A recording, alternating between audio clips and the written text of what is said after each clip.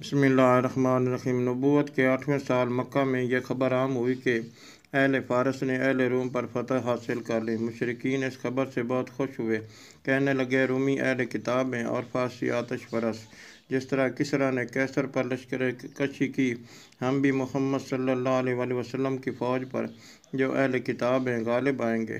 مسلمانوں کے دل ان کی باتیں سننے سے غمگین ہوتے تھے۔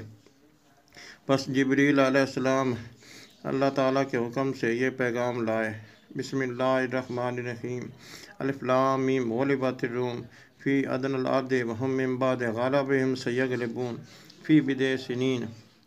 مسلمان اس آیت کے اترنے سے خوشی کا اظہار کرتے تھے۔ ناسمجھ کفار اس صورتحال کو تسلیم نہیں کرتے تھے اور کہتے تھے کہ یہ کلمات محمد صلی اللہ علیہ وسلم کے گڑھے ہوئے ہیں۔ نوبت یہاں تک پہنچی کہ حضرت ابو بکر صدیق رضی اللہ تعالیٰ عنہ نے ابی بن خلف کافر کے ساتھ شرط باندھی کہ اگر 3 سال تک اور ایک روایت کے مطابق 6 سال تک رومیوں کو غلبہ حاصل ہوا تو حضرت ابو بکر صدیق رضی اللہ تعالیٰ عنہ 10 جوان اونٹ اس لعین سے لے گا، اور اگر غلبہ حاصل نہ ہوا تو 10 اونٹ اس کو دے گا۔ جب رسول اللہ صلی اللہ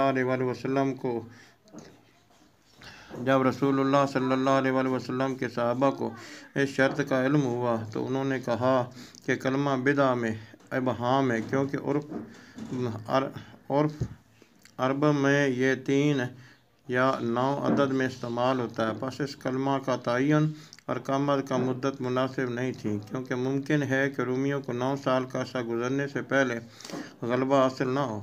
اور ایک روایت میں ہے کہ اس مدت کو نبی کریم صلی اللہ علیہ وسلم کے سامنے پیش کیا گیا تو آپ صلی اللہ علیہ وسلم نے فرمایا 4 اونٹوں کی تعداد بڑھا دو اور اسی طرح مدت میں بھی اضافہ کر دو۔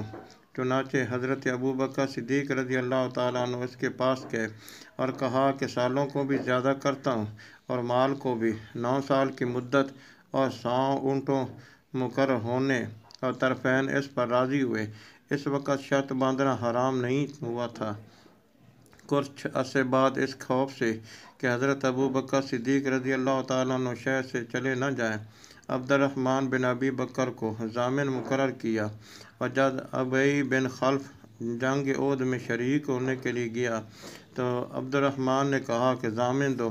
اس نے ضامن دے دیا۔ جنگ احد میں ابی بن خلف حضور پاک صلی اللہ علیہ وسلم کے سامنے ہاتھوں مارا گیا، اور صلح حدیبیہ یا غزوہ خیبر کے روز رومیوں کے فارسیوں پر فتح مند ہونے کی خبر پہنچی تو عبد الرحمن نے ابی بن خلف کے ضامن سے اونٹ لیے اور رسول اللہ صلی اللہ علیہ وسلم کی خدمت میں لایا۔